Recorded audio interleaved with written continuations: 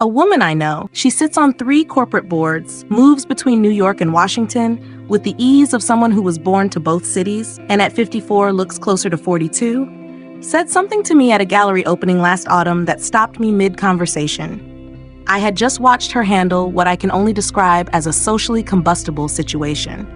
A difficult guest, a tense exchange, a moment that would have visibly rattled most women, and she navigated it with a composure so complete it was almost architectural. Afterward, I asked her, "How do you do that? How do you stay that calm?" She looked at me and said, "Isabel, I don't manage stress in the moment. I manage it every single day, so that by the time a moment like that arrives, there is nothing left to manage." That one sentence reorganized something I had been watching for years, but could not quite name. Most women believe stress is something that happens to them. An event, a conversation, a difficult season, something they survive and then recover from. What I have spent 15 years watching in the women who age exceptionally well, in the women who are calmer, sharper, more composed, and frankly better looking than their chronological age suggests, is that they understand something most women do not. Stress is not an event, it is a biology. And that biology, left unmanaged, is aging you faster than almost anything else in your life. Today, I am going to give you 7 specific ways elegant women handle stress differently.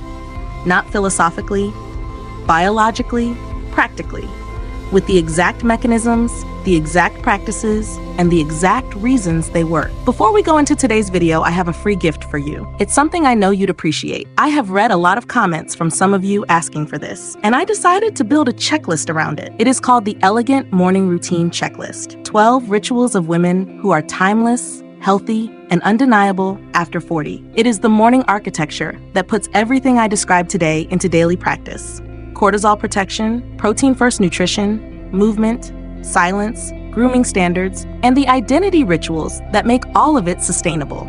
Every page is a deliberate act of self-respect. See the first link in the description below to grab it right now for free, or scan the QR code on your screen if you're watching on TV.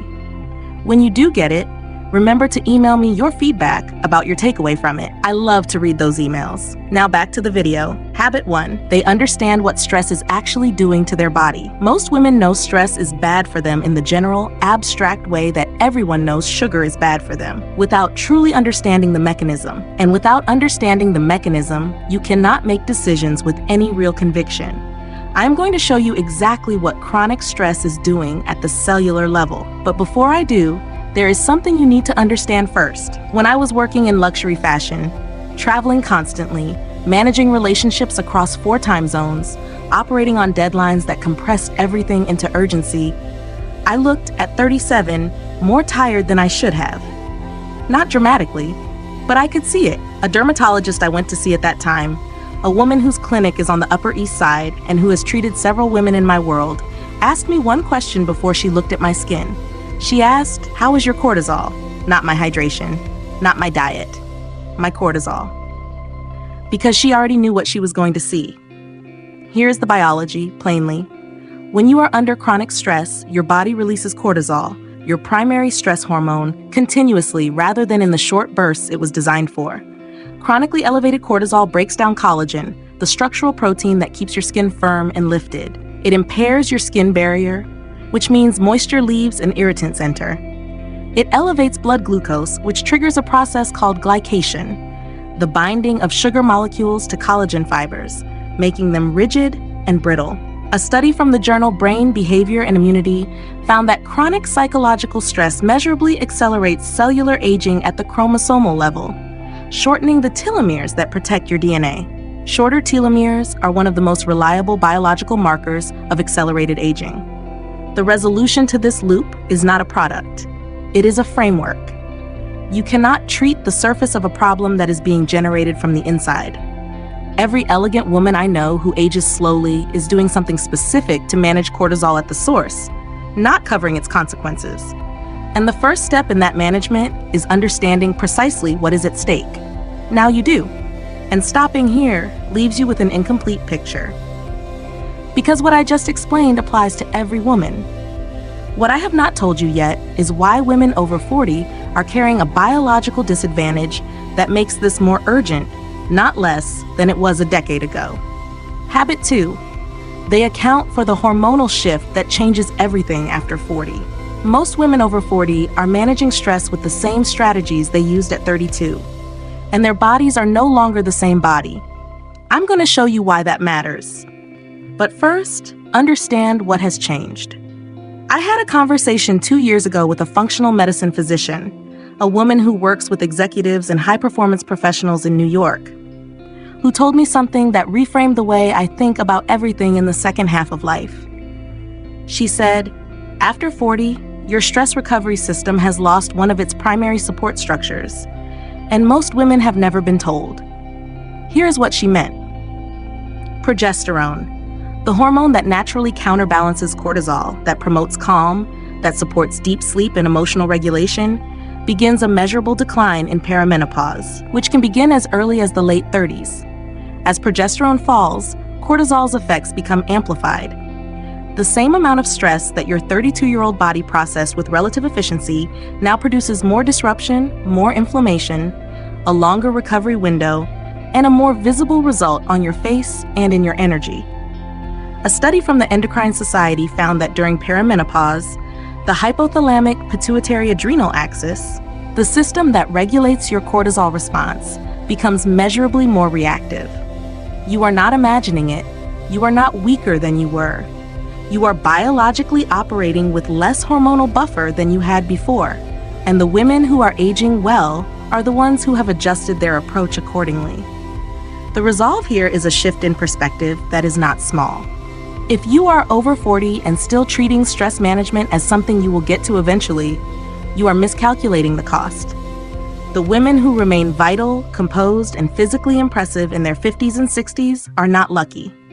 They made a decision in their 40s to treat their cortisol as a protected resource. That decision starts with awareness. But here's where most people stop. Because awareness without a tool is not a strategy. And the tool I'm about to give you works in 90 seconds, not 90 days. Habit 3. They use breathwork as a biological reset, not a wellness trend. When most women hear breathwork, they imagine a yoga class, a wellness retreat, something optional, something spiritual, something they will try when life slows down. This is the misunderstanding. I'm going to show you the specific technique and the exact biology behind why it works. But first, understand this. I was at a board dinner in Manhattan approximately 18 months ago. The kind of event where the conversation is dense, the stakes are quiet but real, and everything you project is being read by people who are very good at reading. A woman across the table from me, a former diplomat, now a senior advisor to a media company, received a piece of information mid-dinner that I know from context was not welcome. I watched her receive it, and I watched what she did next, which was so subtle that I'm not sure anyone else saw it. She paused. She placed her hands flat on the table. She took one long, slow, visible exhale. And within 15 seconds, she responded with a composure that was indistinguishable from someone who had never been disrupted at all. Afterward, I asked her about it. She smiled and said, "I have been doing that for 20 years. You can change your physiology in a single breath if you know how." She is correct. Here is the mechanism. Your vagus nerve, the primary pathway of your parasympathetic nervous system, which governs calm, is directly activated by slow, extended exhalation. When your exhale is longer than your inhale, your heart rate drops, cortisol decreases, and your prefrontal cortex, the part of your brain responsible for composed, intelligent decision-making, regains access that it loses under acute stress. A study published in the Journal of Neurophysiology confirmed that extended exhalation activates the vagus nerve within 90 seconds, producing measurable physiological calm. The technique is this. Inhale for 4 counts through the nose, hold for 4, exhale for 8 counts through the mouth, controlled and slow, 2 cycles, 90 seconds. This is not meditation. It is a biological switch. Practice it before difficult conversations, in the moment of disruption, or in the 2 minutes before you enter any room where you need to be fully composed. But here is where most people stop, and what they miss is that this technique is a response tool. What I have not given you yet is the training practice. That means you need to use it less and less, because your nervous system itself has been rebuilt. Habit 4. They have trained their nervous system, not just managed it. Composure under pressure is not a personality trait. It is a trained physiological state, and most women are waiting to feel calm rather than building the capacity for it. I'm going to show you the daily practice that constructs this. But first, understand the difference between managing stress and building stress resilience. Managing stress is reactive. It is the breathwork technique, the glass of wine, the long bath, all responses to a cortisol spike that has already happened. Resilience is different. Resilience is the nervous system's trained capacity to return to baseline faster, to be less disrupted in the first place, and to interpret pressure as manageable rather than threatening. I began a daily morning silence practice when I was rebuilding my life after my divorce. 20 minutes. No phone, no news, no conversation. I did not know, at the time, exactly why it helped. I only knew that after approximately 3 weeks, I was noticeably different in difficult situations. Not because the situations had changed, because I had. What I later came to understand is this: a regular, consistent stillness practice, whether that is silent sitting, slow walking, or deliberate breath-focused rest, trains the prefrontal cortex's regulatory capacity. A study from Harvard Medical School found that 8 weeks of daily mindfulness practice produced measurable changes in the density of gray matter in the prefrontal cortex and the amygdala, the brain's threat detection center.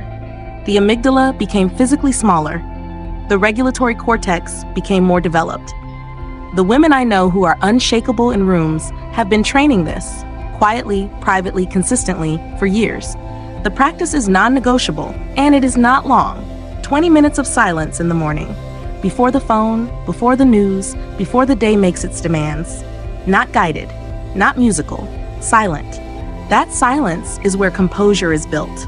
And what they have not yet seen is the complete daily framework that protects the cortisol budget those 20 minutes are building. Because what you do for 20 minutes in the morning can be undone by 5 choices you are making the rest of the day without knowing it, which is exactly what the Undeniable's complete system covers in detail. 7 complete guides: identity, presence, first impressions, social mastery, wellness, standards, and your morning ritual. Everything the most elegant, vital, and undeniable version of you need, built into one system for less than a dinner out. It's linked in the description below, or scan the QR code on your screen. Habit 5. They manage their cortisol budget across the entire day. Cortisol is not infinite. Every woman has a daily cortisol capacity, a budget, and most women are spending it on things they have not chosen consciously. Here's the framework: 5 daily choices that either load or protect your cortisol budget, and how to shift them without adding anything new to your day. 1. Your first input of the morning. Checking your phone within the first 15 minutes of waking activates your threat detection system before your prefrontal cortex is fully online. The result is a cortisol spike at the exact moment your body should be completing its natural morning rise and beginning to regulate. Protect the first 30 minutes. Phone down. 2. Caffeine timing. Cortisol peaks naturally between 8 and 9 a.m. Consuming caffeine during your natural cortisol peak does not give you an extra boost. It amplifies the spike and accelerates the subsequent crash. Women who age well and manage stress effectively consume their first coffee between 9:30 and 11 a.m. after the natural peak has descended. This one shift alone changes afternoon energy and evening cortisol levels. 3. The news diet. Not whether you consume news, but when and for how long. Unlimited, ambient news exposure is a continuous low-grade cortisol load. Designated, time-limited consumption once a day for a defined window contains the load without eliminating awareness. 4. The social environment. Chronic exposure to dysregulated people is a documented source of cortisol elevation through a process called co-regulation. The nervous system mimics the regulatory state of those around it. This is not a philosophical observation. It is neuroscience. You absorb the stress of the environments you inhabit. Choose them with the same deliberateness you bring to anything else that affects your health. 5. Physical movement, specifically the timing and intensity. Moderate, consistent movement is one of the most powerful cortisol-regulating tools available. But high-intensity exercise performed in the evening elevates cortisol at exactly the window it should be declining. Women who age well move moderately in the morning or early afternoon and keep evenings physically gentle. These 5 choices, Morning input, caffeine timing, news containment, social environment, movement timing, are the architecture of a protected cortisol budget. They do not require more time, they require more intention. Habit 6. They have a non-negotiable physical recovery practice. The women I know who handle stress most elegantly are not the ones who push through it. They are the ones who recover from it systematically. Sleep is the most powerful cortisol-regulating intervention available to any woman. Not a supplement, not a protocol. Sleep. 7 to 9 hours of quality sleep reduces inflammatory markers, restores hormonal balance, and resets the HPA axis that governs your entire stress response. A study from the University of California, Berkeley, found that even one night of insufficient sleep increased amygdala reactivity, the brain's threat response, by 60% the following day. You are not more stressed because your life is harder. You may simply be underslept. Beyond sleep, magnesium. Magnesium glycinate, 200 to 400 milligrams taken before bed, directly supports cortisol reduction and the quality of slow-wave sleep. It is one of the most research-supported, underused interventions for women over 40. Recovery is not rest. Recovery is architecture. It is designed, scheduled, and protected the way you protect anything that has real consequences when lost. Habit 7. They have built an identity that stress cannot destabilize. This is the habit most women do not see, because it is the least visible and the most fundamental. The women who age beautifully, who remain composed under genuine pressure, who do not carry stress visibly in their face or their bearing, they are not suppressing stress. They have built an internal identity that is stable enough that most ordinary stressors simply do not penetrate at the same depth. Identity stability is built through discipline and through the daily practice of being the person you intend to be, regardless of external conditions. I journal every evening. 3 observations, 1 principle, 1 intention for tomorrow. Not productivity, as architecture, as the daily act of deciding who I am, so that when the world decides to test it, the answer is already prepared. A woman who knows who she is, specifically, precisely, in practice, does not lose herself in a difficult meeting, a social slight, a professional setback. She returns to baseline faster because she has a baseline to return to. That baseline is constructed, and the construction happens in the quiet practices that nobody sees. Every habit in this list, the breath work, the morning silence, the cortisol budget management, the recovery architecture, serves this one deeper purpose. You are not managing stress. You are building a self that stress cannot undo. These habits do not just change how you look. They change who you are under pressure. And who you are under pressure is who you actually are. You were not anxious before you knew what was happening. You simply had not been given the framework yet. Now you have it. And if you are ready to take everything I teach on this channel and build it into a complete system, the Undeniables Complete System covers this in complete detail. A blueprint for habits, presence, wellness, and longevity science for women who are decided about how they age. Linked in the description below, or scan the QR code on your screen. It is for the woman who is no longer waiting. The next video I am releasing is one I have been thinking about for months. It is about the specific social habits that make certain women unforgettable in every room they enter, and the invisible signals most women are sending without knowing it. Subscribe and turn the bell on. I do not want you to miss it. I will see you in the next one. Isabel.